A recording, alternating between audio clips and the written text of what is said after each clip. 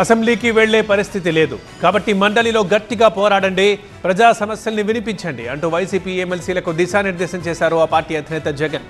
అసెంబ్లీలో ప్రభుత్వం వ్యవహరిస్తున్న తీరుపైన విమర్శలు చేశారు. ప్రజా సమస్యలు ప్రభుత్వానికి పట్టవా అని ప్రశ్నించారు జగన్.